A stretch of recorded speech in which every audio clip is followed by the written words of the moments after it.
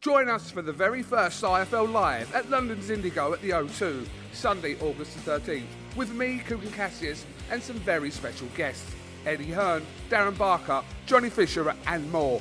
Tickets now on sale. So in the words of Eddie Hearn, you get up, you dress up, and you fucking show up. This is Colin McGuigan for IFL TV, proudly sponsored by Everlast. Delighted to be joined in your hometown, Niceville, Tennessee. Mams Taylor. Mams, what a lovely place to bring boxing to, right? I love it, man. I love this place. It's great. It's Music City. It's where I belong. It's where my horses and donkeys and cows belong. And I'm really glad to have Misfits, welcome Misfits over here. How long have you been here? About 2 years now. Yeah? Is it way better than the UK? Well, is this home for you now? It's better for me. You know, I'm always going to be a Londoner, and I love going back there. 7-8 times a year. It's not like I'm a stranger to it since I moved, but I moved to LA for 15 years before that, and I much prefer living here. It's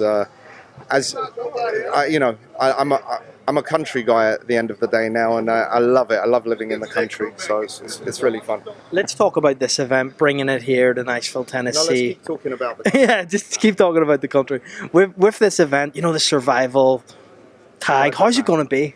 How's it going to be? I hope it's entertaining. These things are always a risk. I'm always nervous to see how ideas are implemented, and look, I try to visualize, like, while I have an idea, I'm like, this is how it's going to go down, and normally I kind of I get it right in my what's in my head to what happens. Sometimes I don't, and I hope this isn't one of those times. So I'm excited to see what happens. I'm excited for it to hopefully work, so we can try it again once in a while as well when the time calls for it. How does that idea come about? Is it literally you sitting at a table by yourself with KSI? How does that come around? Oh man, it's more conversations with people, matchmaking, someone pulling out of a match. Initially, it was supposed to be a tag team match with Pineda and B. Dave against another tag team, and it evolved to what it is now. And the only person out of those four that's stayed on was B. Dave, and I didn't want to replace Pineda. Pineda couldn't come because of visa issues. I didn't want to replace Pineda because B. Dave and Pineda are a tag team that are known for being a tag team at this point. So I didn't want to replace him, and then it evolved into this idea. Keem jokingly said to me on the phone, let's do a triple threat. And I was like, no, let's do one better. And it hit me to try and do this, and then sat down, came up with the rules, and let's hope it goes smooth. A lot of this, the execution has to do with the refereeing. So I'm really going to have a great chat, hopefully, with the ref. And he's going to understand the concept, and if he does, then it should be all smooth. I do need to ask this because, as you know, the IFL community are primarily boxing fans, hardcore boxing fans. A lot of them maybe turn their nose up at this type of event. Right. What would you say to those people that maybe don't respect the Misfits kind of culture? It's fine. I mean, listen, it doesn't bother me. I think keep talking about us. It's great. At the end of the day, we're bringing many, many more eyeballs to the screens watching boxing. You're going to get kids, you're going to get a portion of the guys who are fan bases of Misfits who are going to say, what about this other boxing stuff? Let me watch this Canelo guy I never heard of, because some of them haven't. You know, they've got to accept it. To a boxing fan, I'm a boxing fan, a traditional boxing fan as well.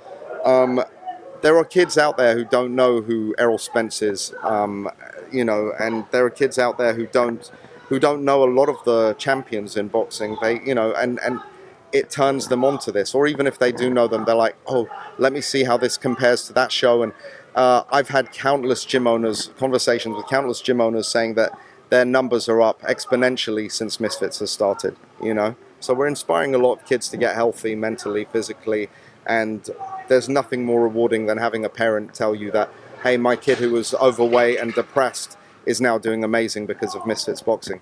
What did you make of Eddie Hearn's comments, obviously in reaction to the girl at the Kingpin event? And I need to get your thoughts on that, revealing her boobs at when she was announced as the winner. What do you make of that? I think he's having a frustrating time in his life.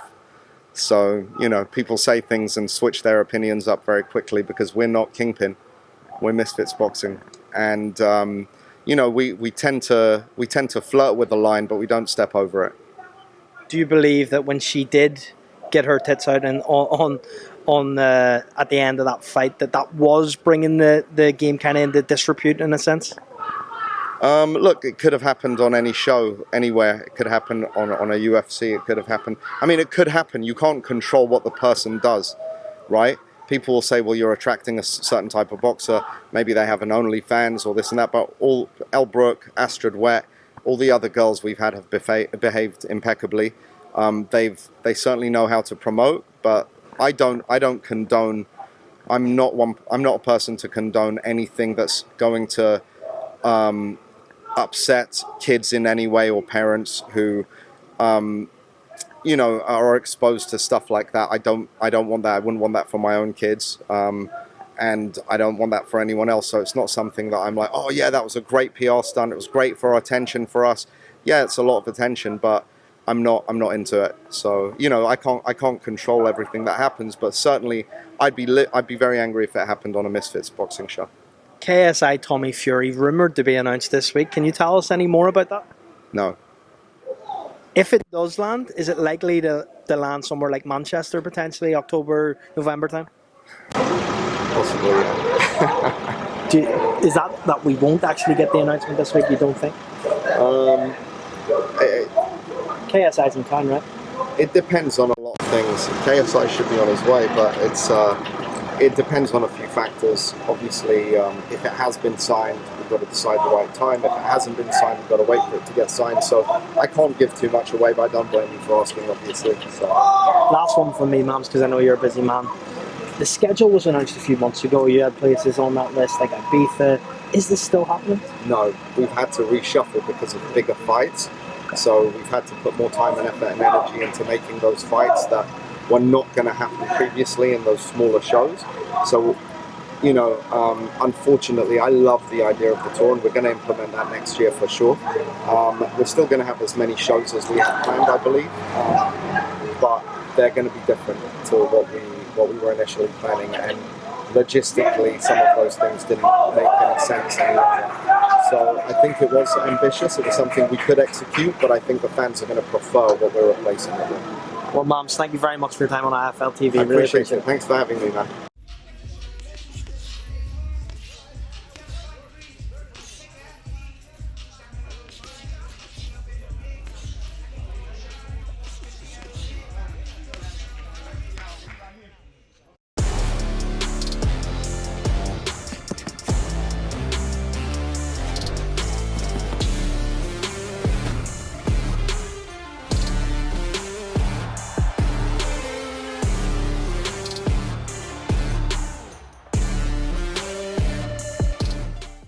Join us for the very first IFL Live at London's Indigo at the O2, Sunday, August the 13th, with me, Kugan Cassius, and some very special guests, Eddie Hearn, Darren Barker, Johnny Fisher, and more.